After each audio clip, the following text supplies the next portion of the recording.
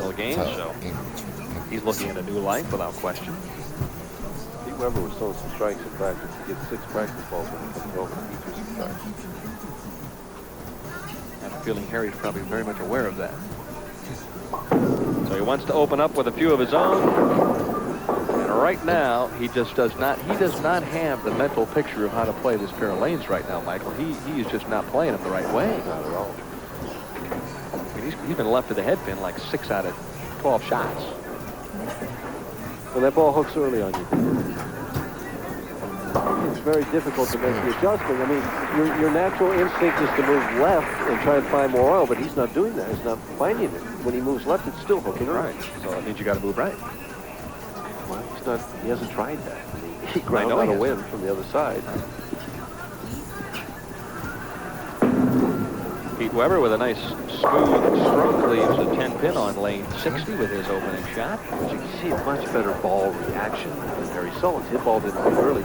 His ball skidded through the plate and made the move at the back end in the pocket. Of course, the other side of that argument is Harry won the last game.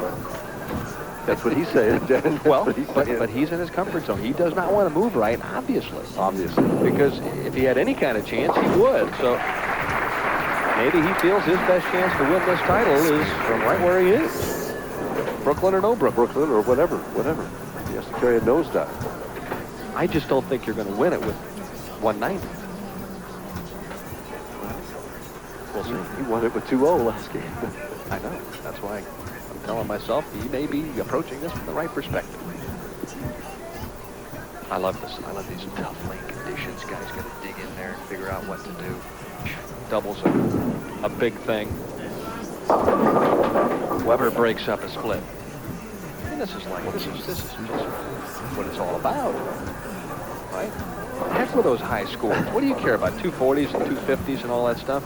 Kim said, I don't care if Pete shoots 2-0 to win this title. As long as he wins. Right. Like you say, it's gut-wrenching. Oh, yeah. Every shot's tough. I mean, there is no gimme out there right now. It's not an automatic strike zone. You know, line up, throw it right, hit it as hard as you can, and watch the ball just dice up the pins. You do that now, you're liable to end up with a handful. Well, you can do that, you know, but you still got to get into the 1-3. You got to hit what you're looking at. And you got to take what the lanes are giving you, which is my argument about Harry Sullins. Lanes are not giving him that shot. Well, your argument's well done. He has been high on Brooklyn 8 consecutive shots. Now this ball went a little right.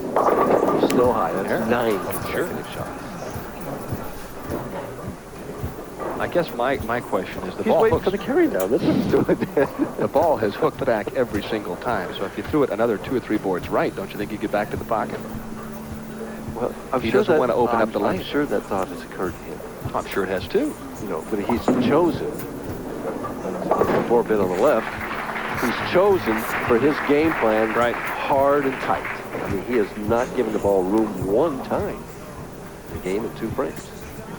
When you approached a championship round pair, I mean, did you go in with like an A, a B, and a C game plan, or did you go in with a and I'm going to make this work no matter what? If I were lost like him, I would probably be doing a similar thing that he's doing, trying to just find a way to get the ball to 1-3, right, and hope that I get a strike or 2 in a row. I gave that room. Right. You see the result. That's why he has it. Okay, he just answered my question. Yeah. Harry, hang in there. I had a feeling that's what it was. Well, after 9 straight shots going high, sooner or later you're going to give it room, but there's the result. I mean, really, I think the only chance he has to win this match is to watch Pete Weber and he move to that line. That's my feeling. Of course, equipment really is going to play a big role in what happens here too, because his ball does not seem to be overreacting like Harry's, but he's also playing a much different angle. Much different. And we see at 15 feet at board 17 out to board 11. That's a 6-board head belly and got out to 90 and a half board at 45 feet, 18 miles an hour. Just not, you can't belly it that much to get it back from in there. Not throwing it that hard. Now, slower speed for Weber, carries the strike, covers more boards, and has a nice even round reaction. Does Dick and Juanita look on? Oh, look at Richard. Better loosen that tie, Pro. Look at him. He's struggling. Classic style of Pete Weber. 5-step with it. Very little push weight, and it just drops down. Now look how high that backswing is. Short, quick third step, perfect finish. For the double. Ooh, that was the strike of a champion right there. Doubled up, put the pressure right on Harry Sullins. And let's see what Harry can come up with here on the right-hand lane. Boy, if he could get a double, he's right back in this thing. Swings it out. About to the 7th, 6th board. Nice medium speed. Just, I mean, if he doesn't win this match, something's wrong. 16 points. He's throwing it 2 miles an hour slower than Sullins. I think Harry's moved.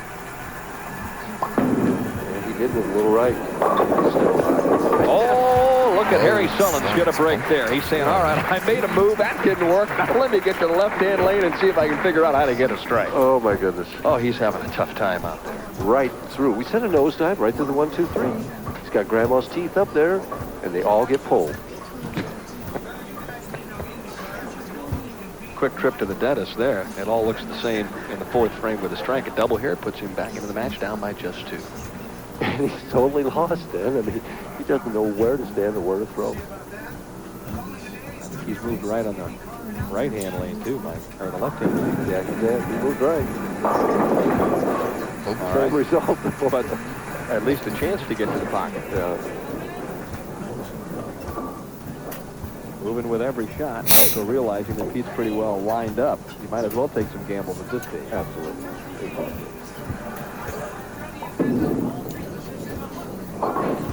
Spare up for Harry Sullins, who is grinding it out, as they say. 27,000 on top, 14 for second. And a rather nice prize list for the pros this week. And Pete Weber, currently 3rd all time. If he wins tonight, he will move past one of the greatest of all time, Mark Ross, who withdrew. All right, now Pete Weber is putting on a clinic in terms of how to play this championship pair. But I guess the point I'm making, his style is a lot different. He's able to do this. Maybe Harry isn't as good as throwing it slow and hooking forward. Well, he's just stroking the ball. He just looks so pretty out there throwing it. And look at the eyes. Those are the eyes of somebody who knows he has the advantage. And he's going to take full advantage of what he can. Yeah, he's seen the blood, believe me. Exactly. The piranha is out, and he's going to he's going to end it early if at all possible. Ahead by 22, could be 32 with an X here. And right now, Harry Sullins is playing for second. Yeah, he can't finish any worse than that, Dad. Look at the eyes again. Look at them.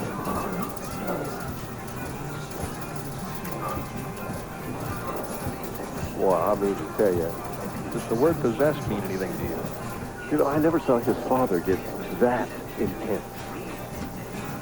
Man, he wants to win bad. Well, you know, he's won the Triple Crown. This is another major title that he's going to add to his collection.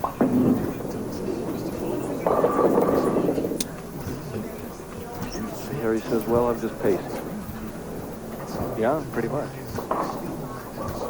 Terrific week for Harry Sullins, as I mentioned, came within a game of leading this tournament. But when he came out to play here this evening, he just was not able to match ball and motion and game to the pair of lanes as well as Pete had. Well, it's all in ball reaction, and Harry has no ball reaction. That's a tremendous one. His choice of equipment, his speed, his hand release, his experience as someone that in the eye of the tiger, it appears that Pete Weber has that tonight.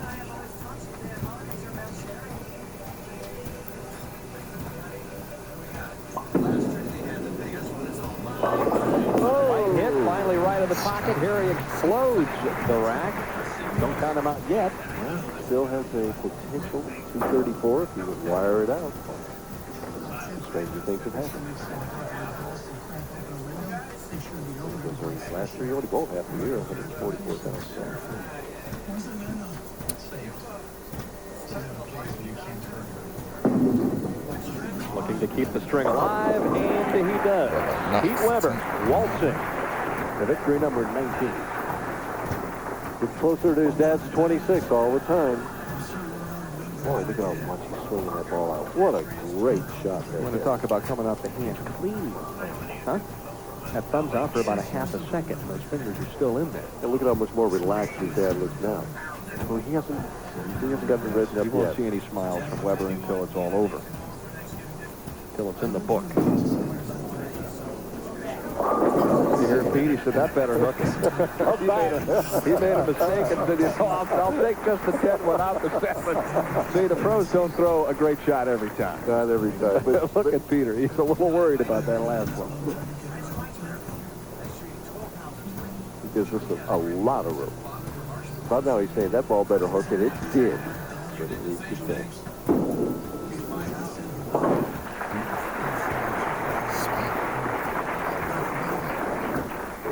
He's talking to it pretty quick. That better hook. Come back. Just like a league player when you throw a little errant shot. Come on, baby, come back and hit the pocket. Sullins has got a strike here. That's good.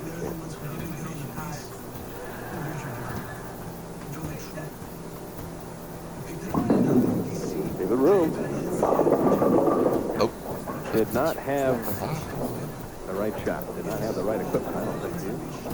He went a little right, it didn't come back, and when he set it a little short, it went dead left. That's not a good combination. It's just interesting that one guy is aiming at a crack, and the other guy appears to be aiming at 5 boards. Yep. That's what's incredible about this game. It's very difficult to explain to people at home. Harry Sullins is trying his heart out right now and can barely get the ball in the pocket 2 shots in a row, and Pete Weber's out there just gliding. He's got it on autopilot. The importance of learning proper lane play, matching the right cover, the right weights, the right ball to whatever lanes. Good shot here. Figured the left hand lane out, but much too late. Much too late. Pete Weber just cruising along. This is Gary Player Black.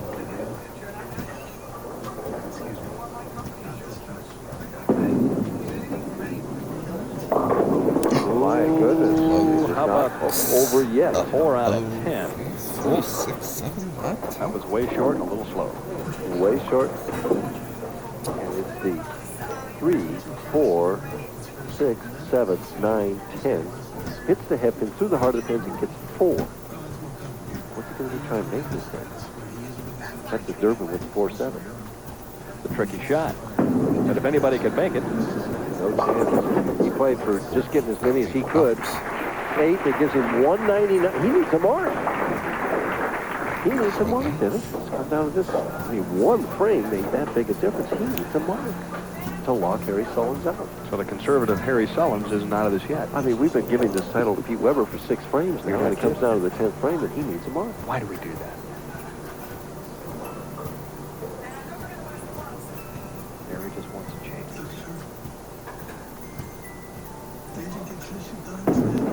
A lot of room. He's happy with just that. He says, I can make that. Made it twice already this game, and I can make it. But he's got to. If he doesn't make it, Sullins can stand up in the 10th frame and get 2 in the 10th and win this title. Steal it, actually.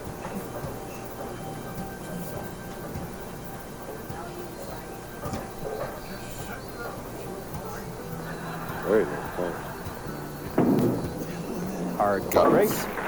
But see, that right there is what you pay for.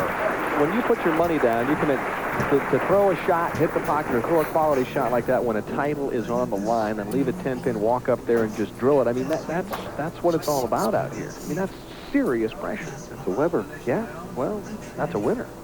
No matter who it is, when you see that, that's professional bowling at its finest. Not an easy thing to do. Pete taking a good look at the board. He needs 5, 6. Johnny Petraglia, our statistician this week, PBA Hall of Famer, says he needs half a dozen to lock it up.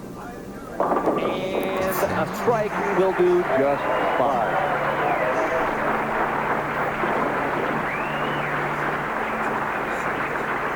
Harry Sullins, a gutsy performance. He hung in there to the bitter end and had an outside chance, but Pete Weber comes away with the Bud Light Touring Players Championship with a wonderful 219 game.